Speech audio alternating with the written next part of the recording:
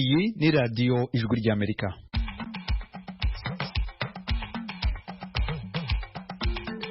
Radiyo ijwi ry'Amerika ivugira i Washington DC mu Kirundi no mu Kinyarwanda. Mwaramutse neza nshuti mwese muduteze amatwi, ni Edirwe mu basuhuza mbaye ikaze amakuru yacu yo muri iki gitondo. Ubuyobozi bw'ishyaka CNDD-FDD riri ku butegetsi mu Burundi ryamaganye ibitero byagabwe n'inyeshyamba za Red Tabara mu gace ka Vugizo mu Burundi bigahitana abantu bagera kuri 20.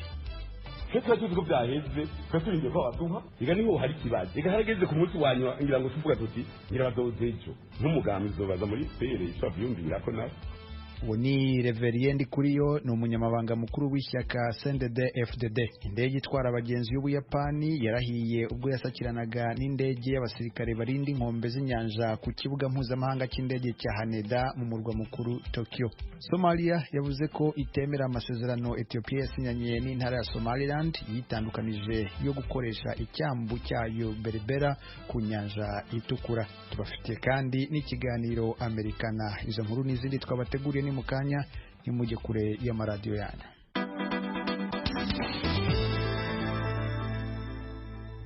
Amakuru yacu yo kuri iyi saha reka tuyahere ku makuru avugwa hirya no hino ku isi. Indege itwara abagenzi y'Ubuyapani yarahiye ubwo yasakiranaga n'indege y'abasirikare barinda inkombe z'inyanja ku kibuga mpuzamahanga cy'indege cya Haneda mu murwa mukuru Tokyo. Abasirikare 5 bahasize ubuzima. Inkuru twateguriwe na Oriane Itangishaka. Abategetsi b'igihugu batangaje ko abasirikare 5 bahasize ubuzima. Iyo ndege y'igihugu c'Ubuyapani A350 yari irimwo ingenzi hamwe n'abakozi bayo bose hamwe 379. Yari ishitse ivuye kwizinga Yokkaido riri mu buraruko bw'igihugu. Amasanamu yashizwe ahabona yerekanye umuriro ku ruhande rumwe rw'indege ikiri kuri ico kibuga c'indege.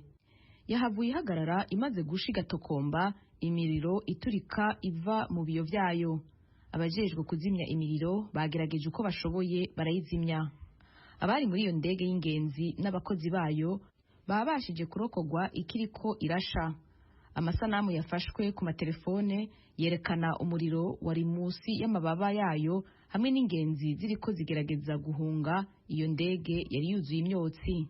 Televiziyo yo muri Amerika CNN yatangaje ko abantu 17 bari muri iyo ndege y'ingenzi bakomeretse. Ejo hiriwe intambara ikaze hagati y'ingabo za Israeli n'abarwanyi ba Hamas mu gace ka Al-Bureij kari mu mujyi wa Khan Yunis uri mu majyepfo ya Gaza. Oriane Itangishaka arakomeza. Igisirikare ca Israel congeye kimenyesha ko cakoze ibitero bishasha mu bumanuko bwa Libani aho cateye abagwanyi ba Hezbollah. Uwo mugwi w'abagwanyi usanzwe ukorana na Hamas umaze igihe utana mu mitwe na Israel mu karere k'umupaka w'ivyo bihugu mu kiringo Israel maze iriko ihangana na Hamas muri Gaza. Israel itangaza kandi ko yakoze igitero ku nyubakwa y'igisirikare ca Syria. Ivuga ko kwabaye kwivuna umwansi mu bitero byari bimaze igihe bikorwa ku butaka bwayo bituruka muri Syria.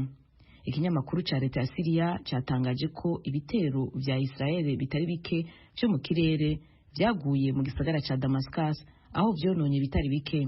Israel heruka kugabisha ko mu gihe Hezbollah itohagarika ibitero vyayo ishobora gutangura intambara muri Liban. Imigwi ya Hezbollah na Hamas ishigikiwe na Iran nayo isanzwe icuditse na Syria, Iraq na Yemen. Ivyo bihugu navyo nyene bimaze igihe bikora ibitero kuri Israel. Komeje gutega amatwi radiyo ijwi ry'Amerika. Somalia yavuze ko itemera amasezerano Ethiopia yasinyanye n'intara ya Somaliland yitandukanije n'icyo gihugu yo gukoresha icyambu cyayo Berbera ku nyanja itukura. Inkuru nanone twateguriwe na Oriane Itangishaka. Somalia yahamagaje ambasaderi wayo ari Addis Ababa mu gihugu cya Ethiopia. Ni mu nzira yo kwerekana ko leta ya Somalia idashigikiye ayo masezerano hagati ya Ethiopia na Somaliland. Inyuma y'inama y'ibiro by'umukuru w'igihugu i Mogadisho ku munsi wa kabiri, leta ya Somalia yatangaje ko ayo masezerano atagaciro afise kandi ko atemewe. Urwandiko rwashizwe ahabona iyo nama ya leta irangiye rugira ruti leta ya Somalia ibona ko ivyakozwe na Ethiopia birengera ubwigenge bw'igihugu ca Republika Rusangi ya Somalia. Ubwo rwandiko rubandanye rugira ruti leta ya Somalia ishigikiwe n'abanyagihugu bayo yiteguriye gukingira no kurwanira ubwigenge, agateka k'ubutaka hamwe n'ubumwe bw'igihugu. Ivyo vyatumye Somalia itumako ambasaderi yayo muri Ethiopia mu nama yihuta. Iyo ngingo ya leta ya Somalia ije inyuma yaho ku munsi wa mbere Ethiopia yatangaje ko yapfunditse amasezerano y'amateka ya mbere n'igihugu ciyise Republika ya Somaliland. Igihugu ca Ethiopia kikavuga ko bizogifasha kugira inzira kitari gifise yo gushika ku ibahari itukura.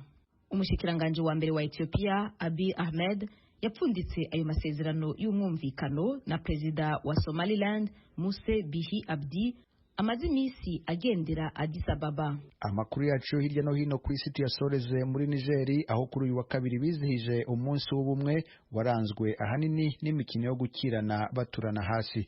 Oriane Itangishaka niwe waduteguriye inkuru. Iryo higanwa ribaye rigira 44 ku rwego rw'igihugu. Icivugo cy'uyu mwaka cari gukingira igihugu. Umushikiranganje wa mbere yari yagendewe na bagenzi biwe bo muri Mali na Burkina Faso baje kurorera iyo mikino. Ivyo bihugu bibanyi bikaba navyo nyene biyobowe n'abasirikare. Ivyo bibaye uko inyuma y'umwaka waranzwe n'uruhagarara n'itembagazwa ry'ubutegetsi ryakozwe n'abasirikare ku itariki 26 z'ukwezi kw'indwi. Imisi mike inyuma y'iyo kudeta, umuryango w'ibihugu vyo mu burengero bwa Afrika bicuditse mu butunzi ECOWAS waciye ugabisha ko ushobora gukoresha inteko zawo mu kugarura intwaro ya demokrasi yari iyobowe na Perezida Mohamed Bazoum. Uwo muryango warongeye ufatira ibihano bikomeye Niger isanzwe ifise bamwe mu banyagihugu bakenye cyane ku isi, naho ico gihugu gifise ubutunzi cimeza bukomeye. Yamara mu kiringo c'imisi 10 ivyo bibazo byose biribagirwa. Amaso yose abahanze abakinyi mu buhinga bwo kunagana. Ayo yaramwe mu makuru arimo kuvugwa hirya no hino ku isi. Tubibutse ko mushobora gukurikira amakuru n'ibiganiro bya radio yanyu Ijwi rya Amerika ku rubuga rwacu rwa internet kuri wa@radio.com. Mwadusanga kandi no ku mbuga nkoranyambaga zacu za Facebook, YouTube, Instagram na X.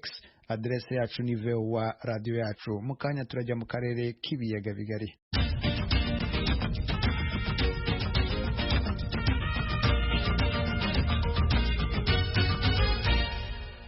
Amakuru yo mu karere k'ibiyaga bigari. Umuyobozi w'ishyaka CNDD-FDD riri ku butegetsi mu Burundi ararega leta y'u Rwanda ko ari ihungabanya umutekano w'u Burundi muri iki gihe.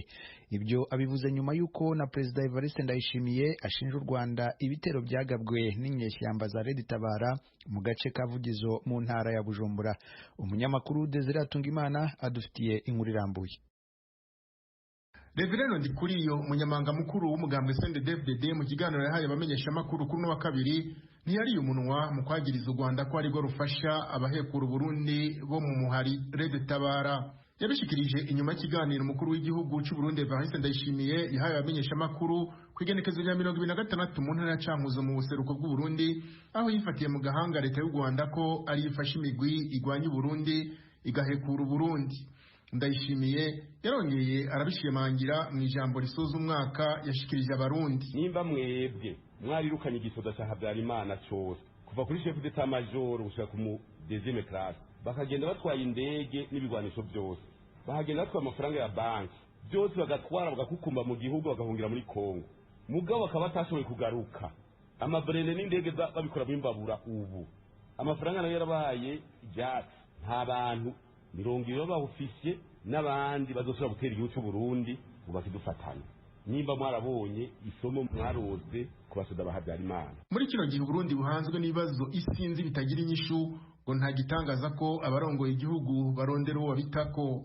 Frederic Bamvuga Inyumvira yabaye icegera cy'umukuru w'igihugu cy'u Burundi kuva igenekerezo rya 11 ukwezi kwa gatandatu umwaka w'1998 gushika itariki 1 y'ukwezi kwa 11 umwaka w'2001 aranebagura ivyo Burundi bwagiriza leta y'u Rwanda. Mu matwara y'ibihugu iyo ubonye ifise ingorane zikuremereye mu gihugu uca ubyara izindi hanze kugira ngo abanyagihugu bose bakwemere baje nyuma yawe, maze ubu ariko aragutunga agatoke atemera ibyo ariko aragira ucuboneraho akanya uvuga uti n'umwansi w'igihugu. Iyo mu ubwenge bwari bw'umwe bari kindi aya matwara turayazi, turabona icyo ari cyo.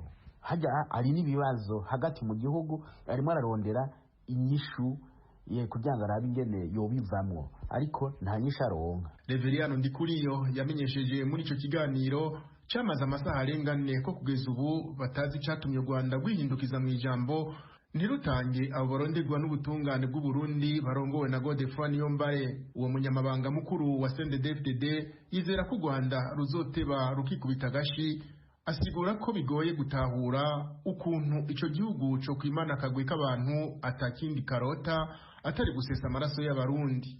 Icyo gituma rero dusaba yuko ibiganiro nibibandanye, babaduhe kabisa imyaka 9 iraheze. Twebwe tuzi ko biheze, rero turabonanye n'ikigega cy'umukuru wa FPR i Dodoma, tugiye mu mikoranire ya CCM, twarabonanye n'abandi ba delegation muri South Africa muri BRIC.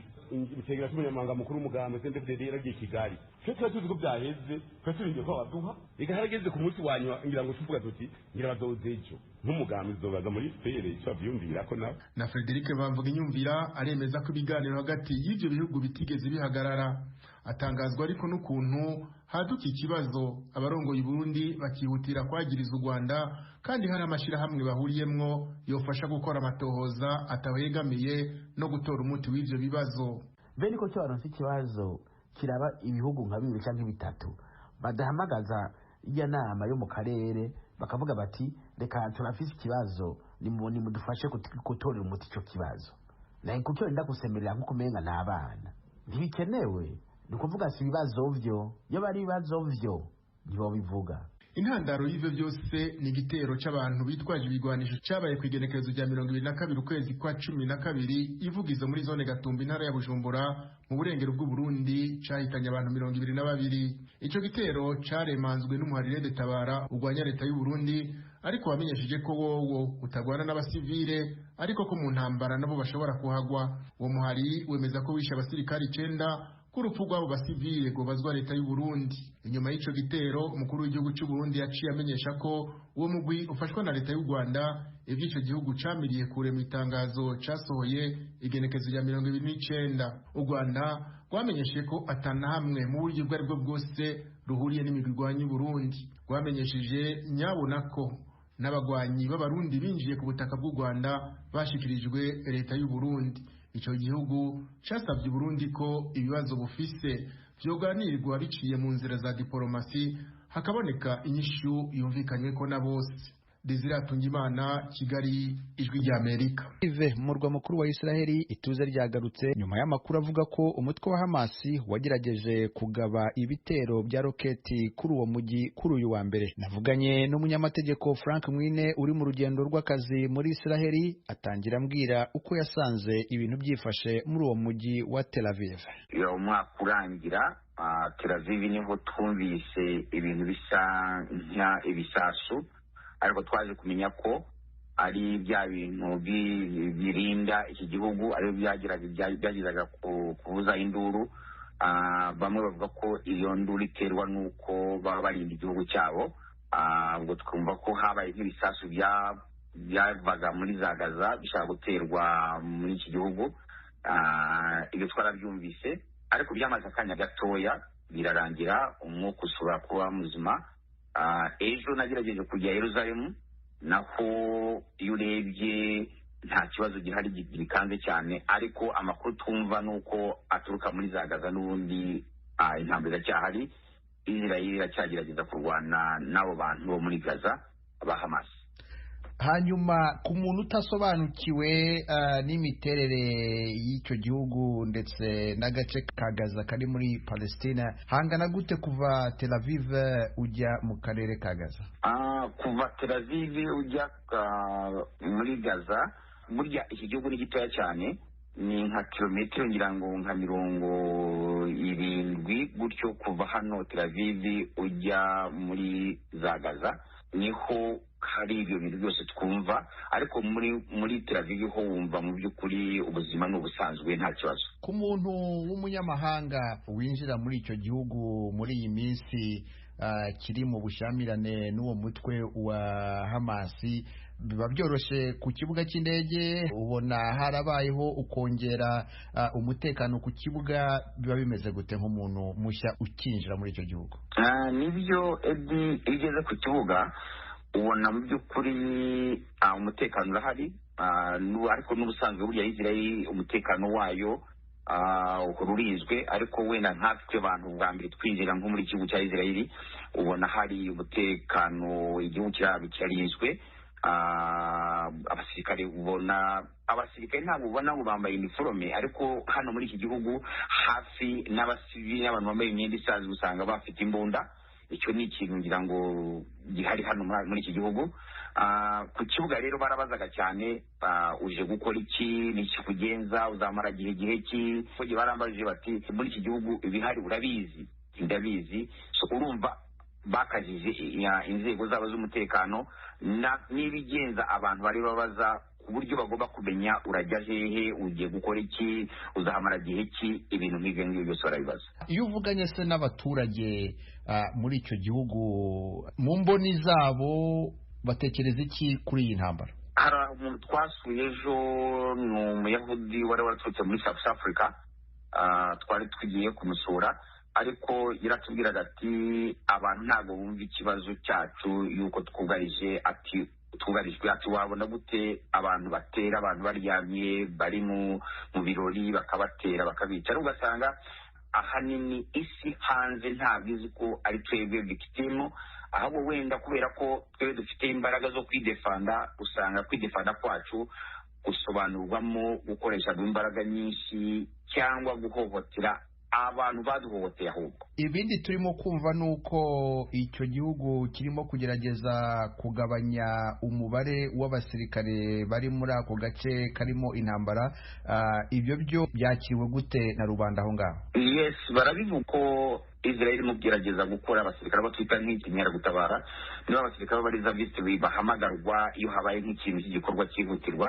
Israel ikaba ishaka ngo kugabanya abo bantu kugira ngo itegure n'icyo bise intambara ishobora kuzatwara igihe kirekire. Bakavuga bati rero reka tugabanye aba bantu, twongere tubagire babone n'ibyo bita trainings, ikindi ngo banaruhukemo, ariko n'ubundi bakaba bitegura intambara. Uretse ko icyo ngicyo ntabwo gikuraho ko mu kanya twumvaga hari amakuru acicikana avuga ko n'ubundi Israel irimo kurasa utwo dusho cy'abahamasi nka za Khan Yunis n'amajyepfo yose ya Gaza barimo kuyarasa kubera intambara muri makira cyakomeza, nubwo ibyo kubakurayo birimo kuvugwa. Frank Mwine, umusesenguzi ukaba ukurikirana hafi politike mpuzamahanga, tuvuganye uri Tel Aviv, umurwa mukuru wa Israeli. Ndagushimiye cyane kubw'akanya wahaye Ijwi ry'Amerika. Murakoze Edi, nanjye ndabashimiye n'Ijwi ry'Amerika. Murakoze. Komeje gutega amatwi radiyo Ijwi ry'Amerika. Inshuti zacu, ubu tugeze kuri wa mwanya w'ikiganiro Amerikana kigaruka ku byaranze Leta Zunze Ubumwe za Amerika mu gihe cyashize no mu gihe tugezemo. Twagiteguriwe kandi turakigezwaho na Thomas Kamirindi. Aramutse neza. 2024 ni umwaka w'amatora muri Leta Zunze Ubumwe za Amerika, by'umwihariko amatora ya Perezida wa Repubulika. Umwe mu bakandida bakomeye bahabwa amahirwe menshi ni Donald Trump, wahoze ari umukuru w'igihugu urimo ushaka kugaruka ku butegetsi, ariko ahanganye n'ibirego byinshi by'abashaka ko izina rye rihanagurwa ku rutonde rw'abakandida. Bigeze he? Bisobanuye iki? Nibyo turebera hamwe muri make. Ikaze mu kiganiro Amerikana.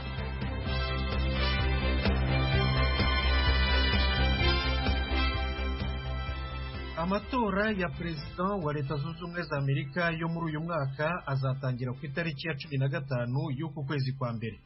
Nibwo ijonjora rya mbere rizabimburira ayandi imbere mu ishyaka ry'abarepublikani rya Trump rizaba muri leta ya Iowa mu burengerazuba bwo hagati mu gihugu. Rizaba iminsi 9 nyuma y'isabukuru ya gatatu y'igitero cy'abayoboke be cyo ku itariki ya 6 y'ukwa mbere 2021 ku ngoro y'inteko ishinga amategeko y'igihugu Capitol hano mu murwa mukuru w'igihugu Washington DC, ari nacyo ntandaro y'ibibazo by'imanza arimo.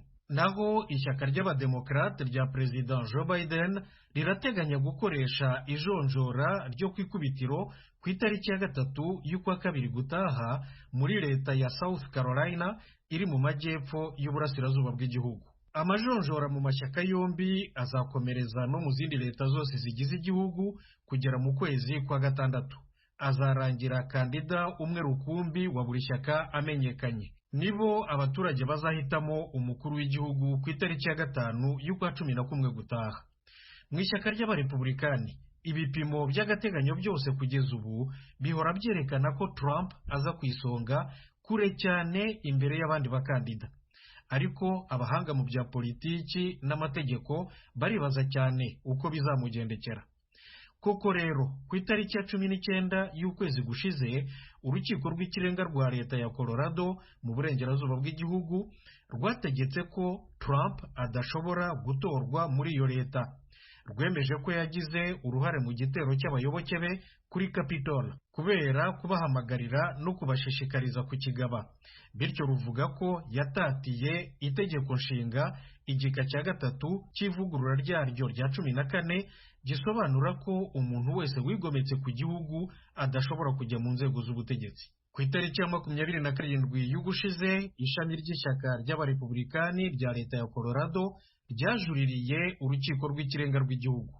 Bukeye bwaho umunyamabanga wa leta wa Maine mu majyaruguru y'uburasirazuba bw'igihugu nawe yatangaje ko Trump adashobora kujya ku rutonde rw'abakandida.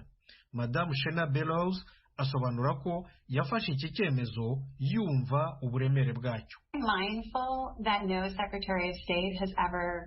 Ndabizi neza ko nta wundi munyamabanga wa leta n'umwe mu mateka wigeze yangira umuntu kwiyamamariza umwanya wa perezida wa repubulika kubera igika cya 3 cy'ivugurura rya 14 ry'itegeko nshinga. Ariko rero nanone nta mukandida n'umwe wari warigeze yigomeka kuri iki gika.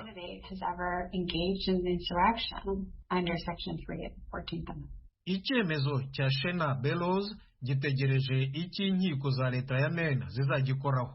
Abahanga mu by'amategeko na politiki bemeza ko nacyo amaherezo yacyo ari mu rukiko rw'ikirenga rw'igihugu. Umuntu ushaka kuba kandida perezida wa Leta Zunze Ubumwe za Amerika agomba kwiyandikisha muri buri leta mu ziyigize. Buri leta niyo itunganya kandi ikayobora amatora iwayo. Muri hafi ya zose umunyamabanga wa leta niwe uba akuriye inzego z'amatora. Kugera igihe imanza zitarakemuka neza burundu, Trump azaba akiri ku rutonde rw'abakandida muri Colorado na Maine. Amerika usibye Colorado na Maine, ibirego byabaye muri rusange muri leta byibura 30 kuri 50 zigize igihugu. Ibyinshi byateshejwe agaciro, ariko ibindi biracyakururana mu nkiko byibura muri leta 14. Bituruka ku baturage bamwe na bamwe babifashijwemo cyane cyane n'imiryango ibiri idaharanira inyungu, uwitwa Citizens for Responsibility and Ethics in Washington na Free Speech for People. Ibyemezo bya Colorado na Maine nakataraboneka mu mateka ya Amerika. Nabo ubwabo Colorado na Maine rero batangaje ko binjije igihugu mu nzira itazwi. Umunyamakuru w'ijwi rya Amerika Rick Pantaleo yabajije Professor Matthew Kerbel icyo abitekerezaho. Kerbel ni mwarimu wa siyansi za politiki muri kaminuza Villanova yo muri leta ya Pennsylvania mu burasirazuba bwa Leta Zunze Ubumwe za Amerika. We've never had a situation like this before. Profeseri Kerbel ati ni ubwa mbere tubonye ibintu nk'ibi mu mateka ya Leta Zunze Ubumwe za Amerika, aho umukandida wiyamamariza kuba perezida atakaje ubwo burenganzira. Urukiko rw'ikirenga rw'igihugu ruramutse rugumishijeho icyemezo cy'urukiko rw'ikirenga rwa Colorado, Donald Trump ntiyashobora kuzongera kuba perezida ukundi ubuziraherezo. Birumvikana rero ko byagira ingaruka cyane mu bikorwa byose byo kwiyamamariza amatora yo mu 2024. And that would obviously throw the entire 2024 campaign into turmoil. Icyo abahanga mu bya politiki bahurizaho nuko ibiba kuri Trump bimuha ingufu, ariko kandi basanga abayoboke be bishobora kuzabashyushya imitwe. Nk'uko nawe rero abyivugira, bemera rwose n'ingufu nyinshi ku butegetsi bumwibasiye ku maherere.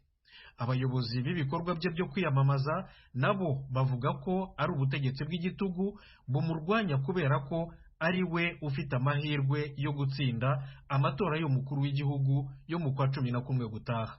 Nshuti zacu, ikiganiro Amerika na cy'uyu munsi ntagihumurije. Mbashimiye ko mwagiteze amatwi. Mugire umunsi mwiza. Mwari kumwe na Thomas Kamirindi. Murakarama.